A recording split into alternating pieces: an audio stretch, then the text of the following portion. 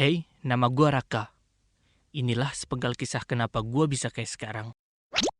Gak kerasa udah 3 tahun gua lulus dari SMA. Dan sekarang lagi nerusin kuliah di jurusan DKV.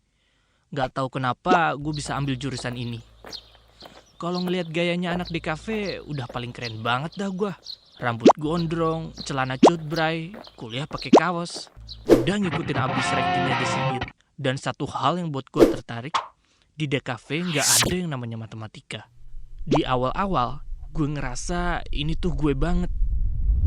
Kuliah nyantai, kelas matkul masih santuy, dan materi matkul juga masih cetek, masih bisa hahihi. Sedikit cerita, jadi gue punya temen namanya Ica. Jadi Ica ini boleh dibilang anaknya talented banget di DKV. Dia juga jadi teman cewek pertama gue di kampus. Dan kita sama-sama suka yang namanya kopi. Jadi sampai sekarang gue deket sama dia. Anaknya pinter sih, tapi jorok. Anaknya hobi banget ngupil. Jadi bukan tipe gue deh. Lagian sebenarnya gue juga punya cewek sih. Tapi dia anak public relation. Karena di kampus jurusan itu doang yang cewek-ceweknya cantik. Jadi bisa dibilang Ica ini orang dibalik bisa selesainya tugas-tugas gue selama ini. Dia sering banget bantuin gue dengan sukarela. Kayaknya sih sukarela.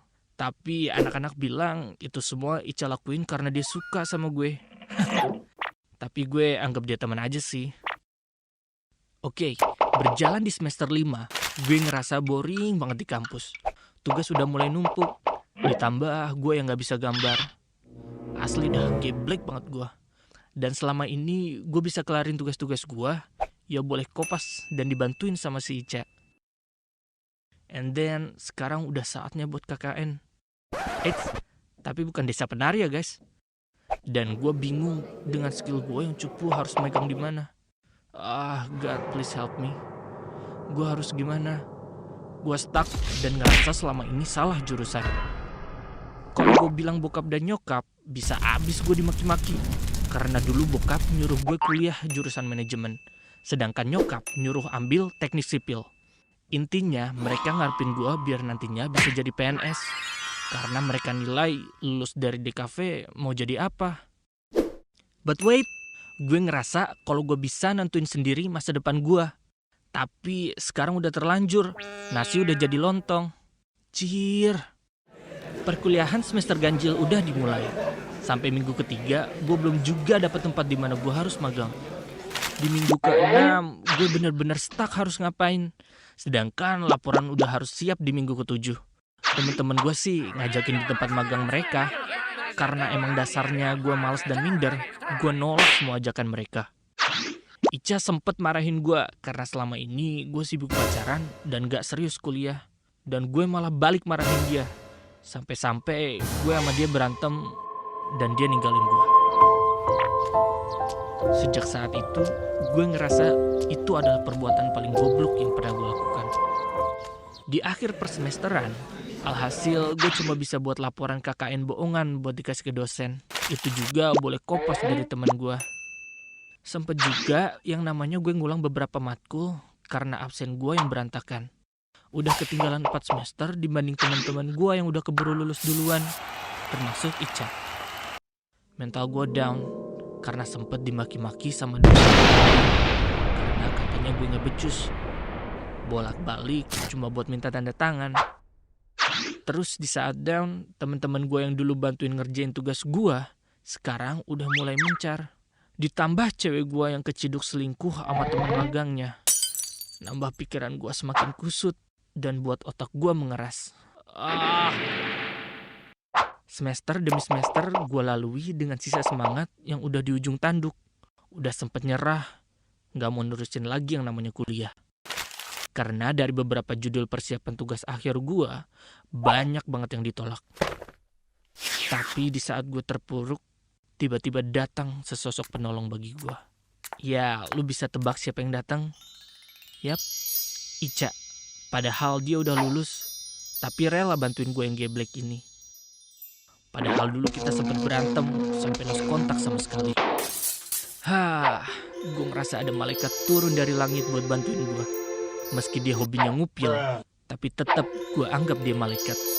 Ya, anggap aja dia malaikat ngupil. Karena kita berdua suka banget kopi, akhirnya kita mendapatkan ide untuk membuat desain kemasan produk kopi kekinian. Pembuatan TA gue seakan dapat pencerahan. Ica bantuin gue di penulisan dan gue bagian materi pengkaryaannya. Hari demi hari gue menikmati kehadiran dia. Meski kita sebatas teman, tapi gue ngerasa dia beda banget sama cewek kebanyakan. Malah gue rasa gue udah mulai baper sama dia. Tiap dia ngasih ide-ide gila, masukan dan kritikannya ngebuat gue makin dewasa. Apa iya gue jatuh cinta sama Ica? Tapi kan kita cuma... Skip. Gak mungkin. Singkat cerita, sampailah gue di hari persidangan TA. Gue ngejalanin sidang itu dengan lancar sentosa. Tapi anehnya, di hari itu gue gak ketemu sama Ica. Dia belum nongol sama sekali dan gak ada kabar.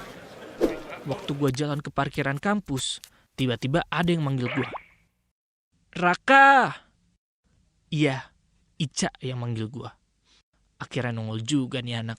Dengan senyum bahagia, gue muter balik ngeliat dia lari sambil bawa bunga dan coklat.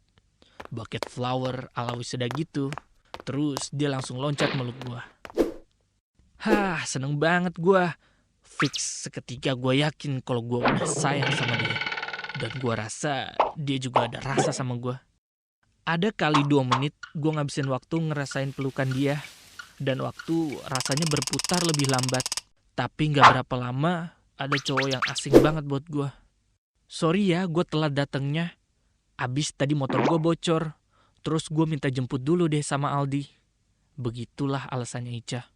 Gue jawab, Oh iya, gak apa-apa lagi Ca. Terus dia ngenalin cowok yang nganterin dia. Iya nih kenalin cowok gue. Namanya Aldi.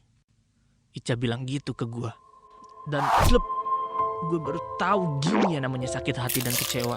Meski kita cuma temenan, karena belakangan ini gue anggap si Ica spesial lebih dari temen.